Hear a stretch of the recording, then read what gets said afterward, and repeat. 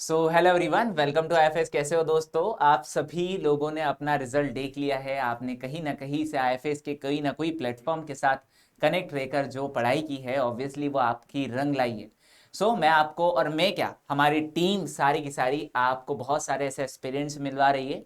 But हमारा major intention आपको ये नहीं है बताना कि कितने सारे रिजल्ट है। हमारा मेजर इंटेंशन ये है कि आप ये देखें कि हर स्टूडेंट की अलग अलग स्ट्रैटेजी है, किस तरीके से उन्होंने अपने एग्जाम को क्वालिफाई किया है। और सिर्फ स्ट्रैटेजी ही नहीं, उनका अलग अलग क्राइटेरिया भी है कि वो अलग अलग क्राइटेरिया अलग अलग रीजन से बिलोंग करते हैं, अलग अलग कंडीशन से बिलोंग करते हैं। तो आपको ये सारी चीजें समझकर अपनी एक क्राइटेरिया बनाना है, अपनी एक स्ट्रैटेजी बनाना है, और इस एग्जाम को, नेक्स्ट एग्जाम को आप ही को क्वालिफाई करना है। वैसे ही आज भी मैं आपके लिए एक और एक ऐसे एस्पेरियंट को लेकर आया हूं। मिलते हैं और जानते हैं इनके बारे में कि किस तरीके से इन्होंने इस एग्जाम को क्वालिफाई किया है और इस एग्जाम के अंदर रैंक हासिल की है। मिलते हैं पूजा से। Welcome Puja. Okay, good evening all of you. Uh, Puja, my सबसे फर्स्टली तो मैं आपसे ये क्वेश्चन पूछना चाहूंगा, अपने रिजल्ट के बारे में आप हमारे सारे व्यूवर्स को बता दीजिए, क्या रहा आपका रिजल्ट? मेरा नेट एनएस क्वालिफाइड हुआ है और मेरा रैंक 28 रैंक है और मेरा परसेंटाइल 94.9 था। ओके ओके, बहुत बढ़िया पूजा। नेक्स्ट मैं ये भी पूछना चाहूंगा कि आप आईएफएस से कब से जुड़े हो? सर मेरा डिसर्टेशन हुआ था 2024 जुलाई में खत्म हुआ था। उसके बाद में ऑनलाइन ली थी बट मेरा घर पे पढ़ाई नहीं हो पा रहा था। देन एग्जाम मैपिंग जब आया था ना, जब मार्च में एग्जाम होने वाला था, उससे पहले मैं यूट्यूब से सारा मतलब जितने भी वीडियो आया था जेआरएफ ये सब देखी थी, तो उससे मेरे 65 परसेंटाइल वाले थे उस टाइम। फिर बाद में मेरा गेट का रिजल्ट आया था, तो उसमें मेरा 5 नंबर से रह गया था, क्वालिफाइड नहीं हुए थे। तो मुझे लगा कि घर पे रहकर तो कुछ हो नहीं पाया था मुझसे, और मेरे घर के साइड लाइब्रेरी भी नहीं है। तो फिर मैंने ऑफलाइन मतलब चूज किए, तो मिड अप्रैल में मैं वहाँ आई थी जोधपुर। उस टाइम मेथड स्टार्ट हुआ था और जेनेटिक्स और बायोकेमिस्ट्री खत्म हो गया था, एप्टीट्यूड भी क्लास खत्म हो गई थी। तब से जब से मैं आई तो मैं कंटिन्यू क्लास गई, मतलब बस 2-3 क्लास ही छोड़ी होगी उस टाइम। और मेरा शेड्यूल रहता था क्लास से आने के बाद लाइब्रेरी जाना, मतलब 5 से 10 पढ़ाई करना। और उस टाइम में क्लास में जो भी होता था वो रिवीजन करती थी और उससे रिलेटेड क्वेश्चन लगाती थी। आपने कितनी यूनिट्स को टारगेट किया था वैसे? सर ऐसे टारगेट नहीं किए थे, जो क्लास में जितना हो रहा था ना, तो संडे टेस्ट होता था, उसके लिए रिवीजन करना होता था, तो वही रिवीजन किए। और बाद में मेरा उतना अच्छे से हो नहीं पाया था क्योंकि क्लास थोड़ा लेट तक चलता था, 6 बजे तक में। क्योंकि जल्दी एग्जाम होने होने वाला था, सो मतलब इतना नहीं हो पाया था। स्टार्टिंग का 4-5 यूनिट तो बहुत अच्छे से हुआ था। सुबुजा, आप थोड़ा एक्सपीरियंस बता पाओगे कि आखिरकार ऑफलाइन का एक्सपीरियंस कैसे होता है ऑनलाइन के अकॉर्डिंग? सर ऑनलाइन में तो ये मतलब डिपेंड करता है कि बच्चे कितना मेहनती है। तो बच्चे पर अगर कोई मेहनती है और डेडिकेशन के साथ कर रहा है तो हो जाता है। बट मेरे से नहीं हुआ, और ऑफलाइन में तो थोड़ा प्रेशर रहता है कि भाई उस बच्चे को इतना अच्छा नंबर आ रहा है, मेरा क्यों नहीं आ रहा है। तो थोड़ा रिवीजन बार बार करते हैं और फिर क्वेश्चन भी बनाते हैं कि हाँ मेरा अच्छा नंबर आए।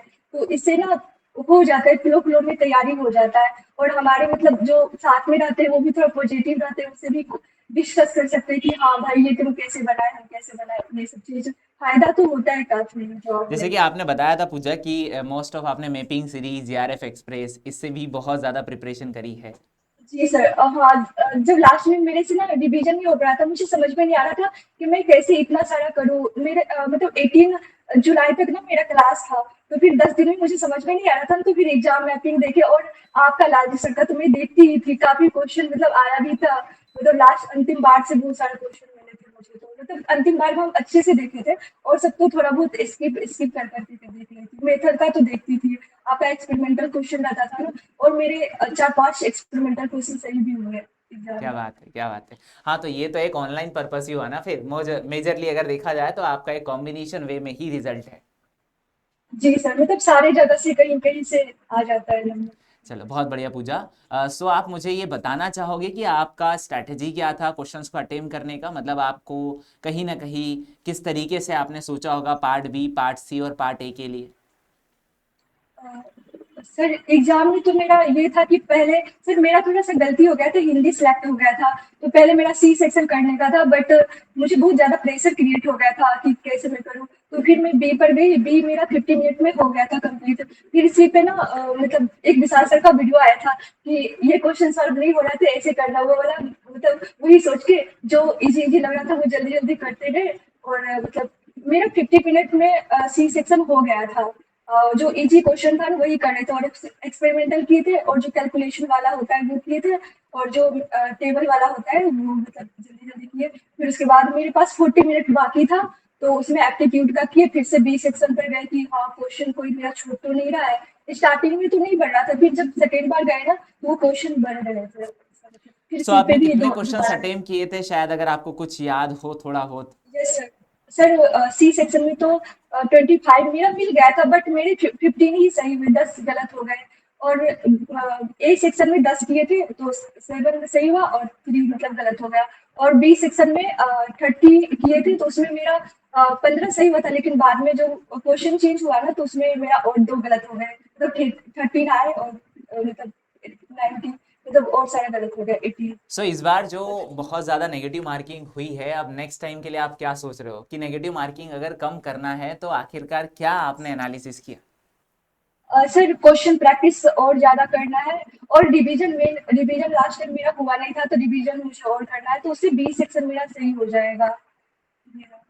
और सर क्लास में भी थोड़ा फर्स्ट टाइम आए थे ना, तो नोट्स ज्यादा बनाने में दिमाग लगा था, क्योंकि मेरा नोट्स बहुत अच्छे से बने। तो इस बार फिर से मैं क्लास ज्वाइन की हूँ, तो मतलब अब कॉन्सेप्ट समझने पर ज्यादा ध्यान दे रही हूँ।